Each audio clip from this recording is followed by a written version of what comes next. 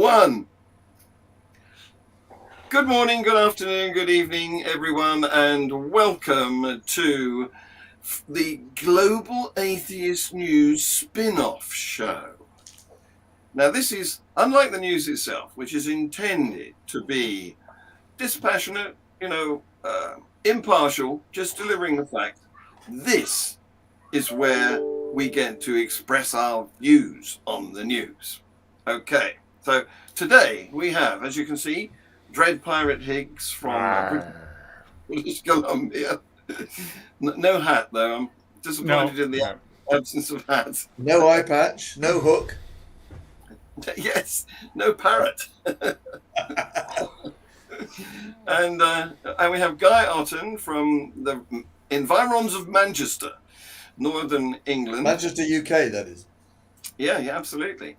We have Frank Lovell, who's in Kentucky, which I've discovered is pretty much in the center of the US, a bit south of the lakes, but not very south. It depends. It's a sort of a funny shape, so it depends which end of it you are. And we have Dr. Ty Wells, who's also in the same sort of part of the world, but he seems to have gone all AWOL at the moment. Yeah, my camera just kind of died at the last moment. I hope you can still hear me. I'll be right back. He can. Yeah, he can. Yeah. Okay, I thought maybe your new lack of attire might have broken the lead. Yeah, maybe. Let's see. Anyway, let's go, guys, because I don't want to waste your time. So the news this week. Oh, he's back. Hello, Ty. The news this week has been crammed with examples of religious impact on humanity. I had to shorten some of the items for the show, being the news show itself, the report on the news, because I only wanted to take half an hour, and therefore it was lots of little short snippets. But now we can spend a little more time on some of the more important ones. Now, there's a guy, a clergyman named Father Pluzhnik, he resides in northeastern Ukraine, and his church used to belong to the branch of the Russian Orthodox Church, which takes its direction from the religious leadership in Moscow.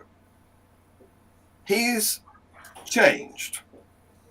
He has now applied to join the Ukrainian Orthodox Church. And he says many fellow priests who used to follow Patriarch Kirill, the Moscow leader, are doing the same thing because of the Moscow leader stance on the war. He says, when the war started, I was waiting to hear from Patriarch Kirill of Moscow, the father of our church, but first there was no reaction at all, and then there was worse.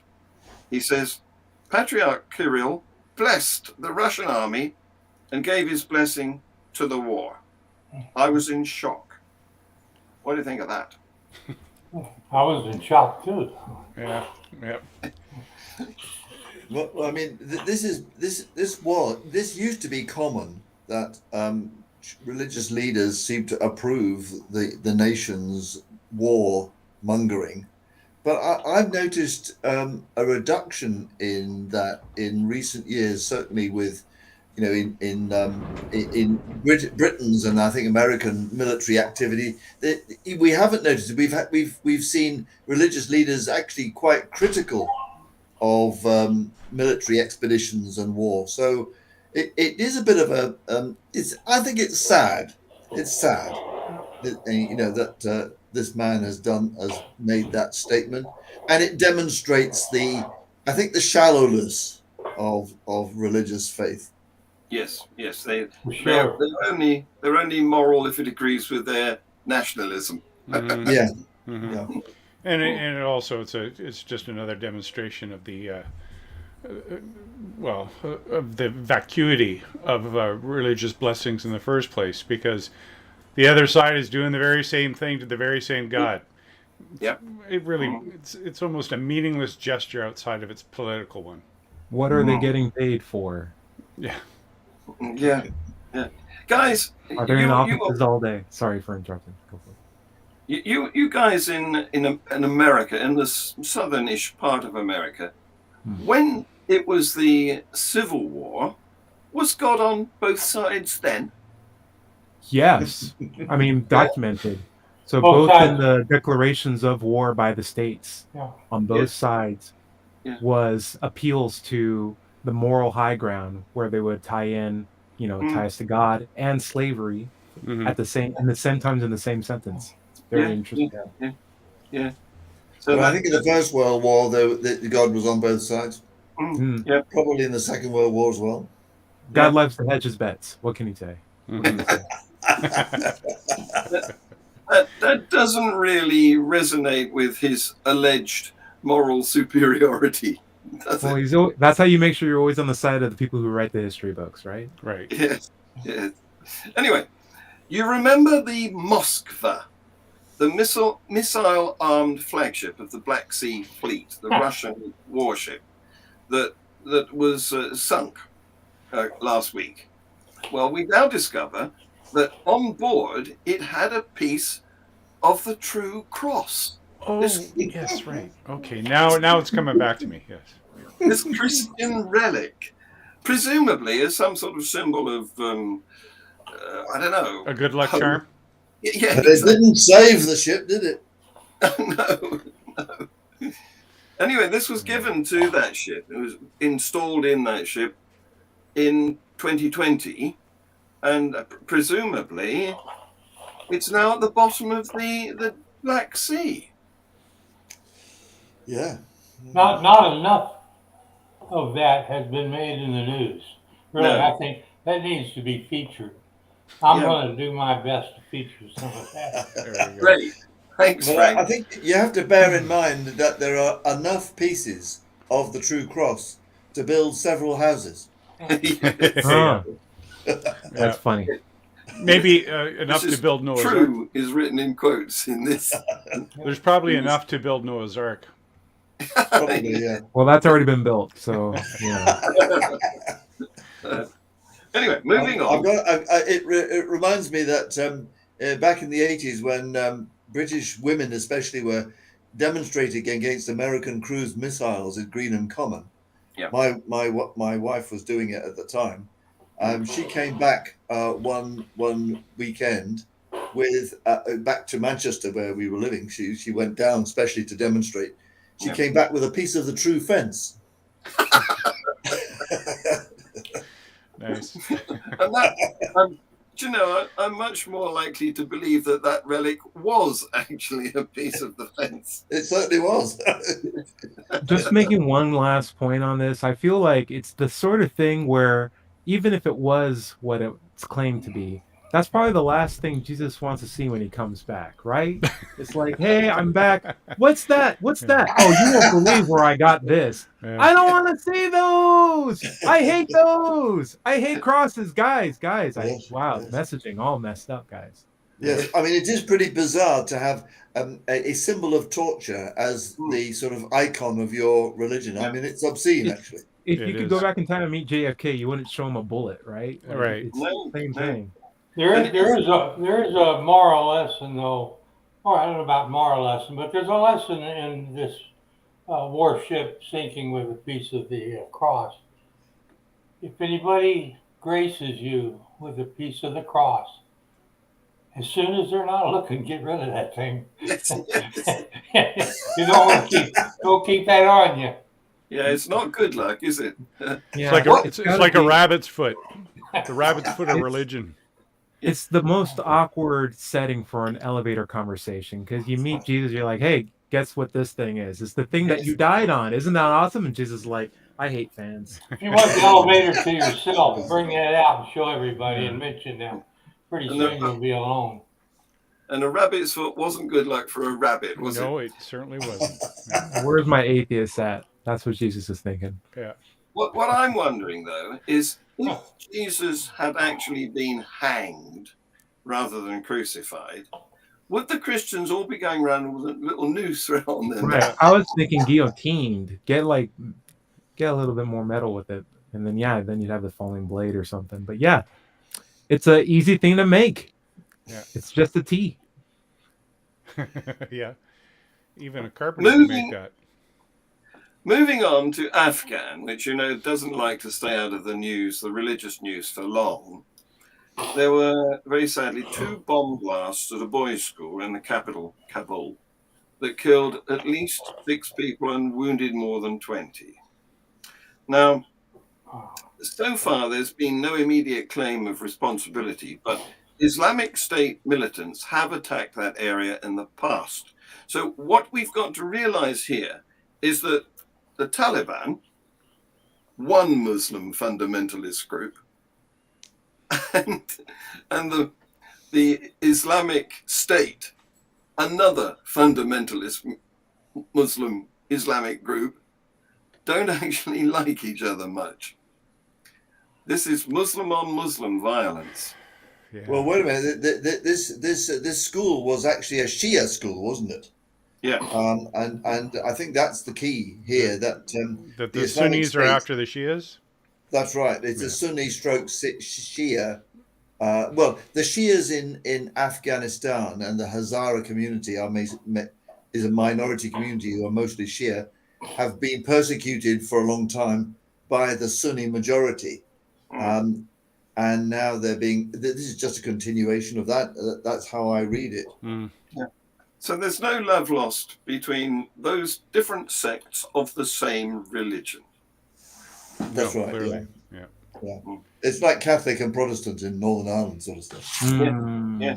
Absolutely. It's like the West Side Baptist Church and the North Side Baptist Church in like every town in the South, basically. Right. Yeah. Yes, indeedy. Yeah.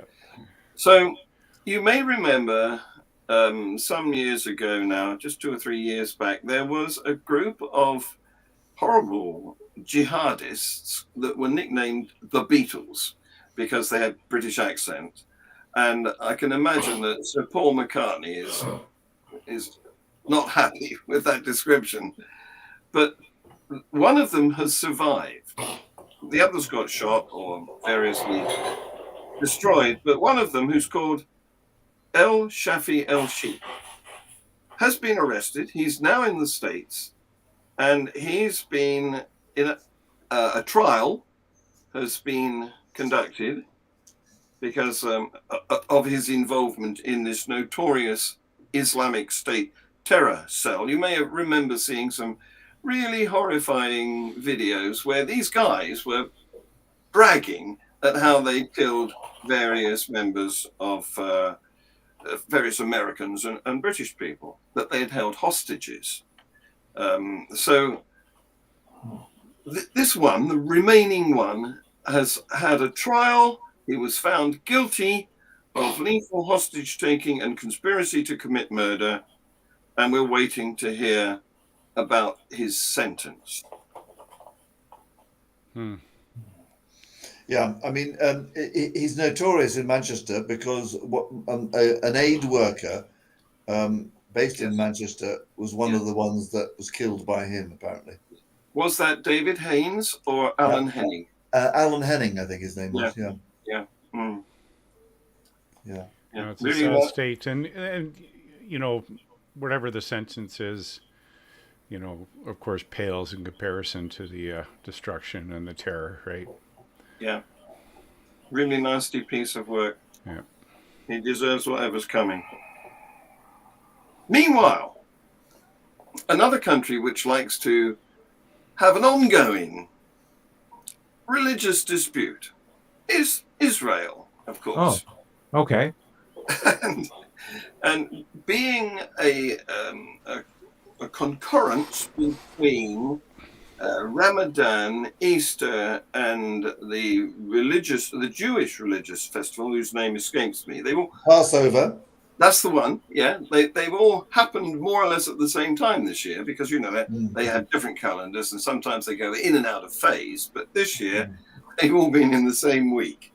So what happened was a far-right Jewish group that goes by the name Return to Temple Mount offered by video a cash prize to anyone who went into the Al-Aqsa mosque, mind you, and sacrificed a goat, which is a Jewish religious ritual. Now, that was calculated to upset a few people. It didn't happen. The sacrifice didn't actually happen, but the video went viral and provoked a lot of tension. So there was days of stone throwing riots outside the compound, well, in the compound outside this mosque. And the Israeli police had to enter there, and they detained hundreds of people who were piling up stones. And 19 people were injured, 9 were arrested after they smashed the windows of buses that were bringing Jewish visitors to the site. Tear gas, rubber bullets, and stun grenades were used. So, what do you reckon about that? Is it ever going to come to an end? If they had rubber bullets all the time, why are they still throwing stones? They can learn some things. Well, the police had the rubber bullets. Well, I'm waiting for the vegans and the Royal Society for Prevention of Cruelty to Animals to demonstrate against the goat slaughter. Yes.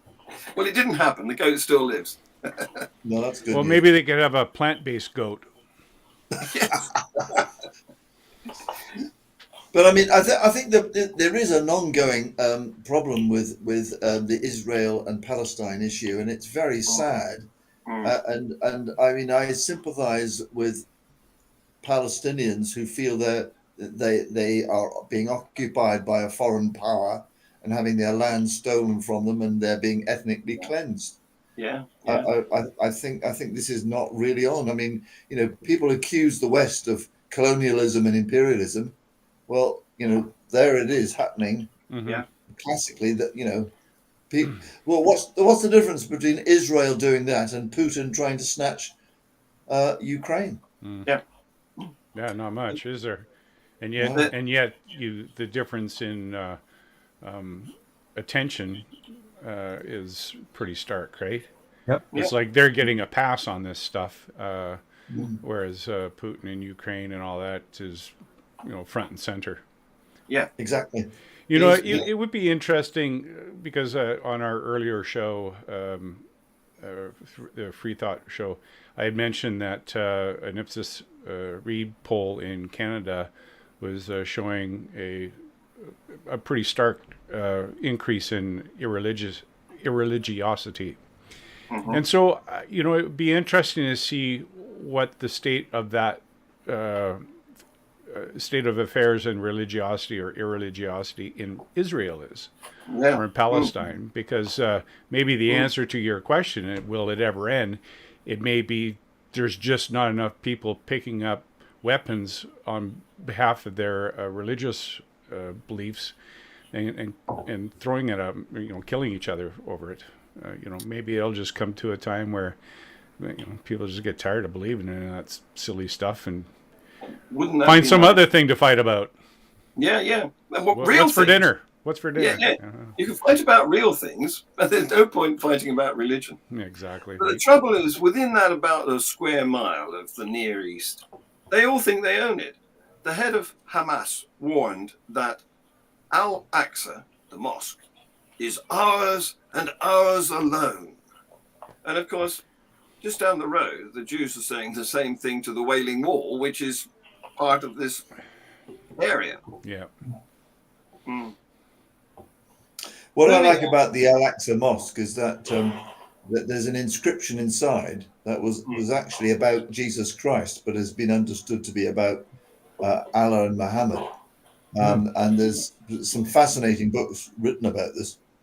It was, the place was built, and that inscription was put there at a time actually before Islam, as we now know it, formed. Yes. Fascinating story. Yes. Well, someone ought to go in there and change the inscription to read "Temet Noche," know thyself. Okay. Well, are you volunteering? Take your goat along at the same time. Yes, take a goat. I will. A plant-based goat.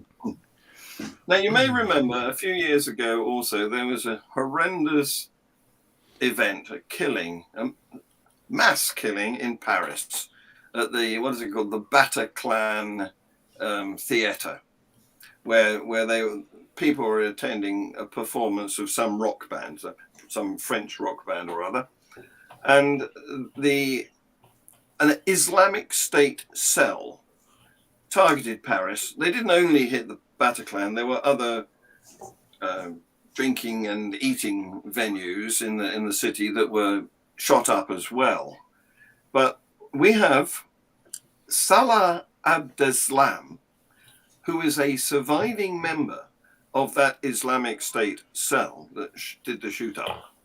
And he is in court now. 130 people were killed. And he's saying, I wish to express my condolences and offer an apology to all the victims. He says his suicide belt didn't malfunction. He decided not to set it off when he saw the people that he was going to kill. So now he's asking for forgiveness. Well, he's in court charged with involvement in this. He hasn't yet, the court hasn't yet decided, he's not being convicted, but at the moment he already, it will be a life sentence if he is convicted, but he's already been handed a jail sentence by a Belgian court for his part in a different shootout in Brussels when police arrested him. So it's a pretty tall story that he's telling, right, that, you know, he's as pure as the day is. Yeah, because the thing in Brussels happened after the thing in Paris, right? So exactly. He's exhibiting the behavior and the sort of mentality or whatever in the Brussels incident, which is an extension of his position in the Paris thing, right? Yes. Yeah. Yes. Now, do they what is the point they're trying to make in just this violence and killing people and stuff? Like, what are, you know, they're in an Islamic cell. What are they trying to demonstrate? Fear lends to control, or basically. Okay. I do have this weird question, and I'm not sure how I'll play on this audience, but the punishment for being a suicide bomber is a life sentence? ? And does that sit right with everybody? Yeah, I mean, it does. We've abolished capital punishment basically everywhere in Europe. Yeah. But I mean, the thing about these Islamic extremists is that they're not necessarily fixed for all time. They move into Islamic extremism. They get groomed or they get radicalized. Many of them move out of it, and there are some notable, like Majid Nawaz, who is a former extremist, who is now, argues against extremism. Mm-hmm. Yeah. And so it doesn't all that surprise me if he's apologizing for it. I don't know how sincere he is, but it's plausible that he no longer agrees with what he himself has done. But that was the point about bringing up the Brussels thing, right? Is that happened after the Paris thing, and it exhibits the same sort of behavior and mentality that he's trying to say he's sorry for. Which the thing is, he should be apologizing for that as well. I mean, the Brussels thing was as I understand it, correct me if I'm wrong here, it was part of the chase of the terrorists. You know, it happened within a day or two of the Bataclan event, while the police were cornering them, and then there was a shootout, I think. Yes. Yeah, that's right. And so,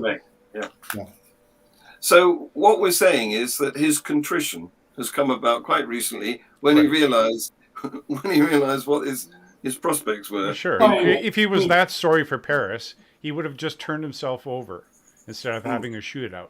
The fact that he had to shoot it out, I don't know. But Paris was how many years ago? Was it 4 or 5 years ago? Yeah. Yeah. So he's had 4 or 5 years to mature and think about it. That's true. He's acting just like an American politician, a Republican, in fact. I mean, unabashedly apologizing for things you know damn well he's happy he did, Right. and sorry he failed. I did not have sexual relations with that woman. Yeah. Wrong president, but At same least not the attitude. week after, you know. As for what motivates these people, well, what motivated in a meeting at the moment? I'll bring you back. what motivated them to fly into the Twin Towers on 9/11? Eh? It seems to me that they're driven to become martyrs because there's this big prize in paradise of 72 virgins and unlimited wine flowing. Well, I mean, it's like you can see your life as a weapon if you have, in certain circumstances, you can be convinced of that. So, like, you don't see your life like how we see our lives. You can see your life as an actionable thing that can be sacrificed to the detriment of the enemy, which is worthwhile. Plus, if there's, if this is just a change of address, if death is just a change of address, it puts the perspective of what death is a lot better for someone who has that kind of conviction. But, in my head, it's like we do have capital punishment here in the United States, and we use it on far less grievances. So I can leave it at that. Mm-hmm. Okay. Right. Okay, we'll move on then, because I don't suppose any of you ever expected Sweden to be part of this news item about, religious harm. Well, we were all wrong, because there's a far-right politician named Rasmus Paludans who decided to stage public burnings of the Quran. And I don't suppose it was a surprise to him, but he sparked some violent protests. He started in Thursday in a town called, and I'm embarrassed to say this because I know that Swedish Steve is listening, Jönköping, where the priest in the nearby church rang the bells to warn people of this danger. And the next Quran burning was in Linköping. No, I won't do my comedy Swedish accent. And then he moved on to the next place, and the next stop on his itinerary was Norrköping. And the rioting there was even more intensive. But on Friday, he was in Rinkeby, which is a part of Stockholm that's famous for its immigrants. So he's obviously going into the lion's den and burning another Quran. So, what do you think of that?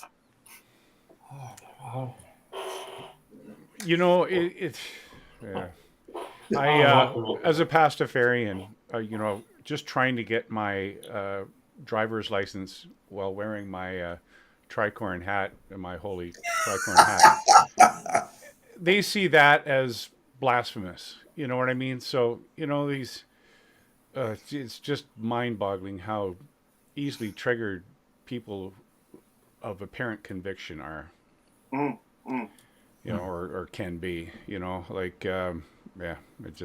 blows my mind. Well, he's doing that in Stockholm, but, would he do that in the Middle East? It's just crazy. It is provocative. It is provocative, but it's it should be possible to burn a piece of paper without You can do it here in the U.S. Mm-hmm. Yeah. I mean, and you other burn countries. Bibles and whatever. There was a woman on Facebook who tore out the misogynist pages or some misogynist pages from the Bible and used it to I think to wrap some weed up that she was going to smoke. Perfect. Dread. That's cool. I got a thought process for you, Dread, and I'd love Sure. to hear what you think about this. If I had two blank books, and then on one of the blank books, I transcribed the Bible on it, word for word, and I burned both of them, but the one with the Bible text didn't burn, right? But otherwise, they were identical to start with. Wouldn't that be like pretty good, notable scientific inquiry of like, No. what's going on here? It's worth asking a question about why. Yeah. But it doesn't constitute automatically as evidence for anything. True. So, but here would be my point. If Bibles didn't burn, or holy books didn't burn in the first place, period. So, or even if you want to be blasphemous, it's like, doesn't matter. Those things are impenetrable. Once you write that stuff on that book, you can't damage that book. You might as well be wearing a bulletproof vest. That would be in my head of like, well, why doesn't God just make holy books not burnable? There you go. Because then at that point I'd be like, A oh, very valid point. that would not only help his cause, but also convince people who may have been on the fence of like, hey, wait, this is a special book now. Right. Yeah. No, that makes That would absolute be sense. A very useful miracle. Yeah, just make them infallible. But which version? All of them. I don't know. Pick the one that doesn't burn. The one that doesn't burn is the true one. And honestly, just like God, just make the Bible not burn. That's right. Honestly. And maybe the fact that they do burn should tell us something. I don't know if any of you have ever tried to light a book, but they are extremely difficult to set fire to because they've been made by taking wood, which is a sponge full of air, and crushing all the air out of it and making it into paper. And then you have something which is extremely difficult because of its compactness and the fact that it only has this much surface for air to be in contact with. John, we could take you to some local book burnings where they burn university textbooks on evolution. There's some things we can show you here in Tennessee. Okay, I'll believe you. Yes. With a little bit of lighter fluid, anything burns. That's the secret. Yeah. Is this the explanation for why there are reports of house fires which have burnt everything down except for the Bible on the bedside table? It could be. Yeah, could be. They are very difficult to set fire to. Now, they don't mention the other 150 books in the library that also didn't burn. Yeah, like Darwin's Origin of Species and yes, absolutely. A Brief History of Time. My suspicion, Frank, is that if they've got the Bible on the bedside table, that may be the only book in the house. So that's a good point too. Yeah. My final points on this is we're quick to say thank God, but we should be also saying blame God more often. And in this case, it's a blame God situation. It's like God shouldn't make Bibles burn, period, or Qurans burn. It's on him. At that point, once you have that, then it doesn't matter what they do with the Bible because it's going to float, it's going to not burn, it's going to stay intact no matter what. Right. That's how you know it's the real one. Yeah. Could have been that simple. Okay. Well, I'm going to take us away from that now because something interesting happened in the UK last weekend because the Archbishop of Canterbury, and I mentioned this in the show that we were in earlier, Ty and Dread, he came on and said that he was against the government's policy to send immigrants to Rwanda for processing because it was opposite to the nature of God. Now, obviously, he's the Archbishop, so he's got a hotline, he has access to God's nature, but I want that checked. I want to know, how does he know what the nature of God is and what God's attitude is towards our government's policy? What would satisfy you as an answer, John Richards? Well, I'm not expertise enough to track this down, but we do have the technology. How about a diagnosis of schizophrenia? Would that satisfy you? Yeah. Maybe. Or the Diagnostic Standards Manual. Yeah. So if I recall correctly, you're going to have a conversation with a guy named Kevin Hovind pretty soon. And it's not an unreasonable question that he's probably going to ask you something in the lines of, well, if you are John Richards are confused by how this guy did it, what is the answer that you would accept from a guy like that? Because you need to get used to people shifting the burden of proof on you. It's a terrible question, by the way. But like, honestly, what would it take for you to be as an acceptable answer for, oh, this is how I communicate with God and this is how I get that fact checked? It's such a bizarre claim. I can't think of anything that would come up as convincing evidence. Can you?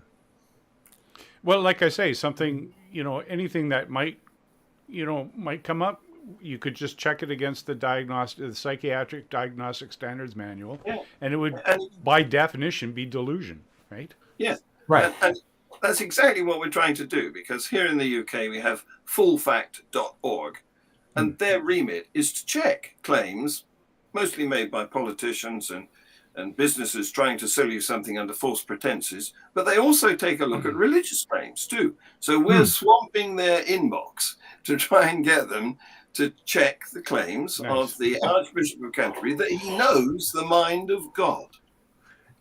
For me, I would just say obviously I think what you're saying is true. Like, it's not up to me to determine that for a God that's all powerful or whatever it's claimed to be.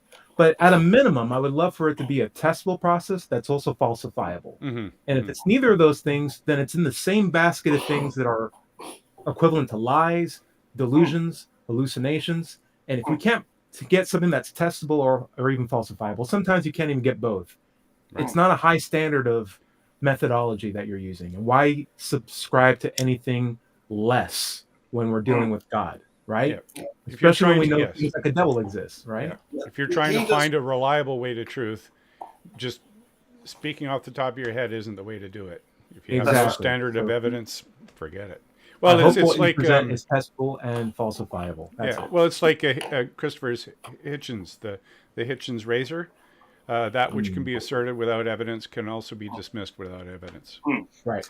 And God has no case for special pleading to be made about him. Yeah, Of course. I mean, I suspect, he will be basing his understanding of the nature of God on the Bible and on his theological training and all of that kind of stuff. But it boils down to faith, essentially, as I understand it. And I'd like to see anything better than that being produced. Right. Absolutely. And we know you can pull anything from the Bible like a Rorschach, Yes. blood Yeah, test. for sure. So that's not a very convincing method either for me personally.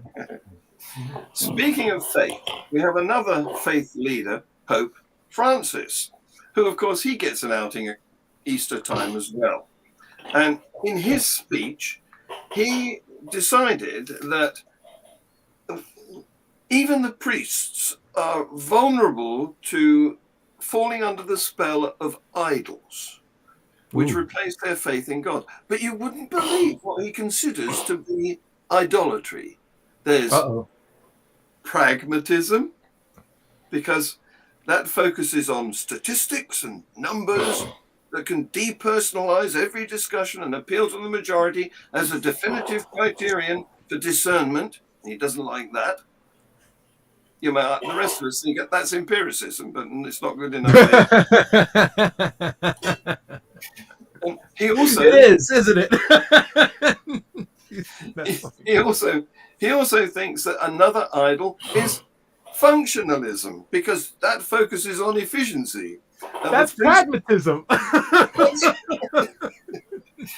according to him, the priest with a functionalist mindset has his own nourishment, which is his ego, in mind, and not the worship of the Father. So what he's saying is he wants his priests to remain ignorant, unscientific, and just do subservient worship. What is pragmatism without functionalism? Explain this to me. I really want. Oh man. Well, wouldn't that be great that a guy who says you can't be functional and then provides definitions that are inherently non-functional. I love it. Yeah. I mean, it boils down, doesn't it, to the difference between religious people who have the center of their worldview focused on an imaginary being, and non-religious people whose center is focused on humanity and how to make things better in a practical way for them. That's the big difference, isn't it? Absolutely. So I give him a final word here.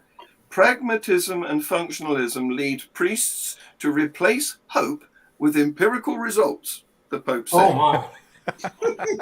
How terrible. You can hope for the best. Oh, not that. We don't want the best. We just want to hope for it.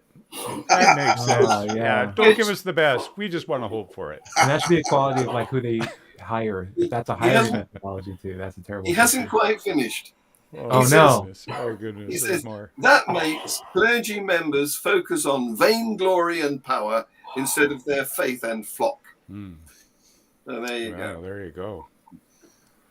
Now we've got to go into a rather more black mood now, I'm afraid, because in Nigeria, a notoriously religious country, in Easter time, they like to reenact the crucifixion of Jesus Christ. It's a play that they call The Passion of Christ, and they adopt roles, and one of them is nailed to a cross, and the others are all marching behind and so on and so forth. And one of these poor guys who was reenacting a scene in which he was playing St. Peter. Well, not St. Peter. Before Peter was sanctified, that's not the word, is it? Canonized. Peter was Simon Peter, who was one of the disciples. And the scene is where Peter cuts off a soldier's ear to protect Jesus. Now, don't ask me why. I don't see the connection myself. But the person who was playing Peter was quickly rushed to hospital where he was pronounced dead. And the eyewitnesses thought that it was a joke. They thought that he was acting part of the drama, and it wasn't true. It wasn't a real collapse, but it was. I know what happened. I know what happened. God did it. You reckon? Yeah. I mean, God didn't like his performance, so he struck him dead. Was there no cause of death? I mean, they reported? Well, not that's reached my ears yet, but Nigerian news outlets are notoriously... It's like trying to wade through treacle to get something sensible out of them. Anyway, that's a very sad incident. I didn't understand that. The person who actually was he striking the ear off somebody, and he collapsed at that point when he was attacking somebody else. Is that right? Well, I don't know. You're asking the wrong person here. We need to find out. I mean, I sort of noticed something going on. I thought it was one of the people who was actually being crucified. He died. But well, that would be I ironic. could be quite wrong about that. I'm sorry. Yeah. I think that's happened before in the Philippines, but this is a separate incident. Okay, well, now you'll be pleased to hear that Pastor Tony Spell, going to the US now, of the Life Tabernacle Church in Baton Rouge, Louisiana, he wants to run the government, or at least he wants to have the right to veto government policies that he doesn't like and command other policies instead. So if you haven't seen the video of him that was something making else. that proclamation, I'd encourage you to watch yesterday's Global Atheist News, because it's well worth a gulp. And I'm going to end with two things, again, US related. One is good news. The church attendance, yes, we like a bit of good news. The church attendance has fallen below 50% for the first time in 8 decades, a recent poll by Gallup has revealed. And was that over Easter? That's in the USA. Yeah, that's a big deal. That's a big deal. Love it. Love it. Love it. Love it. Yeah. Absolutely. When you say celebrate. So when you say in eight decades, is that since they've been keeping track of that? Yeah, that's right. Because 8 decades ago it wasn't low; it was high.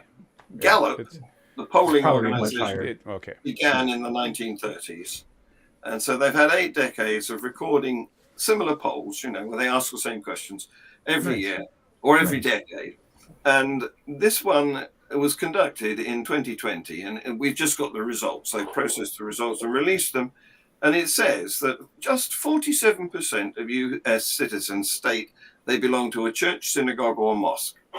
And they belong. Wow. So wow, that's just talking. Great. Absolutely. Because a lot of those guys probably aren't even going to church in the first place. So. I said it was good news. Yeah. Canada, like I said, the Ipsos Reid poll we had here, similar results. Yeah. I have been noticing that I like going out on Sunday mornings as an atheist because there's so little traffic. And like anyone walking the street, you'd be like, yeah. And he's like, I see you. It's like you need to know who the people are. But I've been noticing it's been getting a bit more crowded. So like the weekends aren't as enjoyable Sunday mornings. They seem to be less elbow space. Yeah.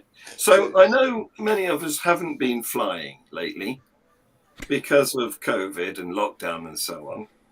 But apparently in a plane that was probably on its way to Germany, some Christian singers stood up and entertained the passengers to hymns accompanied by a guitar. And this was led by a Mr. Jack Gents, who describes himself as the founder of a religious organization called Kingdom Realm Ministries, and it's based in Philadelphia. So are you glad, guys, that you weren't on that flight? Yeah. I actually would have liked to have been on that flight because I would have sang Loverboy's Raise a Little Hell. Yes. Okay, well, that's the end of my items for review. So thank you very much. You have been truly wonderful, as I knew you would be. I hope you can join us regularly in this show. And in the meantime, take the rest of the day off and take care. Sounds good. Thanks a lot. Hey, everybody. Cheers. Hang in there, guys.